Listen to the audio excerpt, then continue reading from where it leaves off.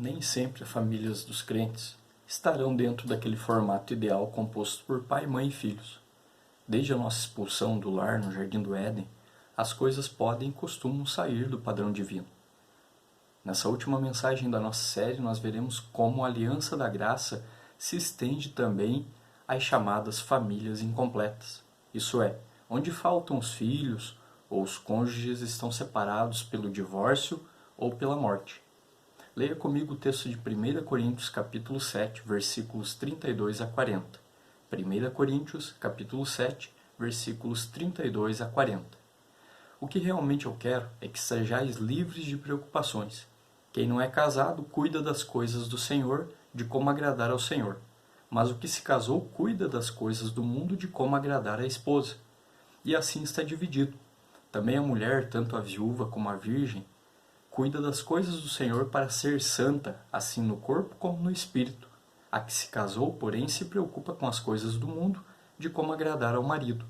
Digo isso em favor dos vossos próprios interesses, não que eu pretenda enredar-vos, mas somente para o que é decoroso e vos facilite o consagrar-vos desimpedidamente ao Senhor.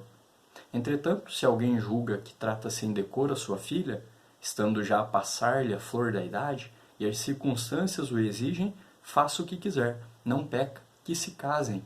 Todavia, o que está firme em seu coração, não tendo necessidade, mas domínio sobre o seu próprio arbítrio, e isso bem firmado no seu ânimo, para conservar virgem a sua filha, bem fará. E assim, quem casa sua filha virgem, faz bem. Quem não a casa, faz melhor. A mulher está ligada enquanto vive o marido. Contudo, se falecer o marido, fica livre para casar com quem quiser, mas somente no Senhor. Todavia será mais feliz se permanecer viúva, segundo a minha opinião, e penso que também eu tenho o Espírito de Deus. A Bíblia afirma o casamento como norma para a vida humana. Apesar disso, não condena os não casados. Um dos textos mais didáticos sobre a solteirice é escrito pelo apóstolo Paulo para a igreja de Corinto, que havia lhe perguntado sobre a atitude de alguns irmãos que defendiam o celibato com o seguinte slogan: é bom que o homem não toque em mulher. Paulo trata esse grupo pastoralmente, procurando corrigir algumas distorções do pensamento deles. O apóstolo alerta os solteiros quanto à impureza, como o desejo sexual somente pode e deve ser satisfeito dentro da aliança do casamento. O cristão que decide ficar solteiro se expõe às tentações de lascívia. Dessa forma, apenas aqueles que realmente têm dom para o celibato podem permanecer solteiros. Por outro lado, Paulo afirma que os solteiros têm a vantagem de não precisar se preocupar com o bem-estar de seu cônjuge e filhos numa época muito angustiosa. Provavelmente uma alusão à perseguição a que os cristãos estavam sofrendo e sujeitos naquela época. E também que a ausência da responsabilidade familiar possibilitava que se dedicassem mais ao Senhor. O próprio Paulo era um exemplo de alguém que se mantinha solteiro por entender ter o dom necessário para isso, e aproveitava sua condição para se dedicar de maneira exclusiva e até destemida ao seu ministério. Jesus menciona positivamente esse tipo de solteirice voluntária por causa do reino dos céus como sendo um dom, lá em Mateus capítulo 19. A decisão de permanecer solteiro só deverá ser tomada após refletir se realmente se tem uma capacitação dada por Deus, pois significa se privar de algumas bênçãos do pacto, como o companheirismo conjugal, o prazer sexual e a geração de filhos para o Senhor. Contudo, tais irmãos não estão se privando da aliança da graça. Pelo contrário, tanto o dom do celibato quanto a dedicação mais completa ao ministério que eles podem ter justamente por serem solteiros, já são manifestações da graça. Essas considerações de Paulo nos levam a condenar a tendência cultural de ficar solteiro para poder curtir mais a vida, como dizem alguns, com viagens e entretenimento, por ter medo de assumir responsabilidades ou para manter a cômoda situação de eterno adolescente vivendo na casa dos pais. Essa solteirice egocêntrica não corresponde ao princípio bíblico e muitas vezes acaba encobrindo a imoralidade sexual sem o compromisso do casamento. Por fim, crentes solteiros devem se lembrar de que não se tornar uma só carne com alguém não implica conquistar plena autonomia, Afinal, não formaram uma nova família, mas ainda pertencem à família que os gerou. Filhos devem honrar pai e mãe, e filhos adultos solteiros podem assumir um papel proeminente nessa honra devido aos seus pais, cuidando deles em sua velhice, estando presentes, pagando as contas, garantindo atendimento médico, dando carinho, dentre outras responsabilidades. E agora, falando um pouco de divórcio, preferimos pensar no amor de Deus, mas a Bíblia afirma com todas as letras que ele odeia o divórcio, conforme ele fala em Malaquias 2. Somente compreenderemos esse ódio se considerarmos seriamente que ele criou o casamento para aperfeiçoar sua maior criação e para espelhar sua própria relação com seu povo, e o quanto o divórcio subverte esses santos propósitos. Quando lhe perguntaram se o divórcio era algo legítimo, Jesus respondeu que o divórcio poderia ser permitido somente no caso de adultério. Deduzimos que o adultério é uma quebra unilateral da aliança matrimonial, por isso, a parte inocente não tem culpa e pode se casar de novo. Paulo acrescenta que o cristão que é abandonado por um cônjuge não cristão não está sujeito à servidão, o que indica que o cônjuge incrédulo já quebrou a aliança e a parte crente fica igualmente livre para casar novamente. A Igreja de Cristo deve ver o divórcio como algo grave, contrário à santidade de Deus, suportável apenas naqueles casos extremos de adultério e deserção irremediável. Assim, não existe na Bíblia o divórcio por causa de incompatibilidade de gêneros ou do término no amor. Apesar de odiar o divórcio, Deus misericordiosamente reconhece a dureza do coração humano, incapaz de amar com a fidelidade com que Ele mesmo nos ama, e de perdoar com a perseverança com que Ele mesmo nos perdoa. Pessoas divorciadas não estão separadas da aliança da graça do Senhor. Há graça para criar filhos sem amarguras pelo fim do casamento dos pais e para prover o sustento da casa, agora infelizmente dividido. Para os que romperam seus casamentos, Deus concede uma graça preciosa, o perdão. Para isso, eles devem arrepender-se sinceramente de seus pecados, sem procurar justificativas em seus desejos ou nas falhas do seu cônjuge. O Senhor pode até mesmo prover a restauração do casamento, reparando a aliança que foi quebrada. Para aqueles que foram vítimas de adultério ou deserção, há graça abundante no Senhor, para consolá-los de suas lágrimas. É importante não permitir que a sua dor e vergonha o afastem da comunhão com o povo da aliança, onde Deus levantará pessoas para serem seus instrumentos na vida da família atingida pelo divórcio. E talvez a graça mais elevada seja a de conseguir perdoar o cônjuge adúltero ou desertor, pois assim o crente se assemelha grandemente a Deus, que por meio da morte de seu filho lhe perdoou. Em nossos dias, ter muitos filhos é visto como sinal de imprudência e muitos gastos, ao contrário dos tempos bíblicos, quando significavam bênção e alegrias. Ainda assim, para a maioria absoluta dos casais, impossibilidade de ter filhos continua sendo uma grande tristeza. Uma das intervenções de Deus na história humana que mais se repetem nas Escrituras é fazer uma mulher estéril viver em família e ser alegre mãe de filhos, conforme diz no Salmo 113.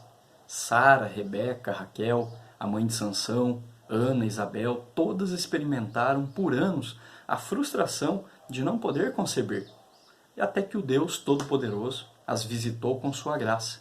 Essas histórias certamente animam casais crentes que não podem ter filhos a uma vida de perseverante oração.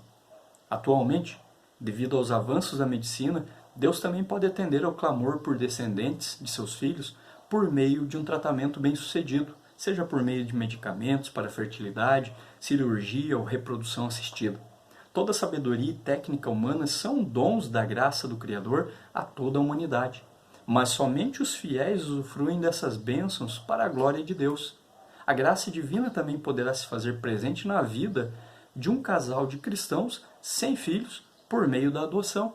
Considerando a imensa fila de crianças esperando para serem adotadas e a crescente possibilidade de uma criança ser adotada por outros tipos de famílias, uma família cristã que adota uma ou mais crianças está estendendo a aliança da graça de uma maneira ímpar. Está ilustrando em sua história familiar o amor que toma estrangeiros e peregrinos e os inclui na família de Deus. Desde a origem da sociedade hebraica, as viúvas eram vistas como pessoas vulneráveis e, por isso, Deus se apresentava como seu protetor. Esse é um outro tipo de situação familiar. Uma viúva, uma mulher que está agora sozinha porque perdeu seu marido, dependendo muitas vezes da ajuda de outras pessoas. Deus trata com este tipo de família incompleta. Também por essa situação de vulnerabilidade social, eram consideradas merecedoras de maior amparo legal. A lei de Moisés autorizava as viúvas a comerem dos dízimos trazidos ao templo, na época em forma de mantimentos. Sobras das colheitas também. E no Novo Testamento a igreja manteve a herança de cuidado diaconal com as viúvas, sem todavia isentar os familiares do dever de serem os principais cuidadores de seus idosos. Em nossos dias, a melhora nas condições materiais dos idosos, especialmente devido à universalização das aposentadorias, tem permitido que pessoas mais velhas tenham condições razoáveis de subsistência e, em alguns casos, até mesmo de viajar, se divertir. Contudo, biblicamente falando, a velhice é mais que a chance de descansar. É a ocasião propícia à adoração, mais sincera e até mais grata. A idade avançada por si mesma já é um dom da graça, num mundo marcado pela morte trazida pelo pecado. Além disso, os idosos podem olhar para trás e perceber a bondade divina os sustentando por décadas a fio, mesmo nas lutas. Portanto, os mais velhos podem louvar a Deus como ninguém, por sua misericórdia que dura para sempre. No caso dos viúvos e viúvas, esses princípios se somam ao fato de que já não há mais os cuidados com o cônjuge. A pessoa pode se dedicar mais ao serviço do Senhor. Suas palavras e exemplo podem ser úteis, ensinando por meio da sua experiência de vida e de fé aos crentes mais jovens. Aliás, colocar-se a serviço da comunidade da aliança pode ser o melhor remédio para a solidão que a viuvez representa. Por outro lado, muitos viúvos e viúvas desejam recomeçar a vida conjugal com outra pessoa, e certamente o Senhor pode abençoá-las dessa maneira. Contudo, mesmo que quem já teve um casamento anterior precisa se lembrar de que um novo relacionamento precisa ocorrer de acordo com a palavra de Deus, ou seja, a vida sexual é um privilégio da aliança do casamento. O casamento deve se dar apenas entre crentes no Senhor. As bênçãos da aliança do Senhor se estendem sobre todos os seus filhos, mesmo quando suas famílias estão incompletas. Vivemos num mundo manchado e corrompido pelo pecado, e seus terríveis efeitos, e muitas vezes a maldade, a insensatez, a enfermidade e a morte farão com que os benditos laços familiares se desfaçam ou nem se formem. Contudo, ainda que possamos ter famílias incompletas, pela fé afirmaremos que a graça do Senhor nos basta e satisfaz. Sua família está incompleta? Você já discerniu em quais áreas da sua vida Deus está trabalhando ao deixá-lo solteiro, viúvo ou sem filhos? Seu coração está submisso e disposto a louvá-lo mesmo se ele não lhe der uma companhia, ou está cheio de amargura? Reflita acerca do bom propósito de Deus para a sua vida no meio da sua situação. Nenhum crente está sem irmãos, sem pais, sem mães e filhos nessa terra. Use mais a Igreja de Cristo como recurso divino para a sua vida. Dedique mais tempo aos ministérios da sua igreja. Sirva irmãos igualmente carentes de família. Envolva-se com outras famílias crentes, completas ou não. Quer você tenha filhos ou não, considere a possibilidade de adotar uma criança para a glória do reino de Deus. Deus mesmo nos adotou. Deus mesmo nos completa, mesmo que façamos parte de uma família incompleta. Ele sempre provê os recursos necessários. Ele sempre está atento, como o bom Deus que é, à necessidade dos seus filhos. Que possamos, como família, a família da graça, aproveitar da bondade de Deus na nossa existência e replicá-la aos demais como amor ao próximo. Fomos completos por Deus, mesmo fazendo parte às vezes dessas situações que conversamos aqui nessa última mensagem. das chamadas famílias incompletas, a graça de Deus tem poder para completá-las.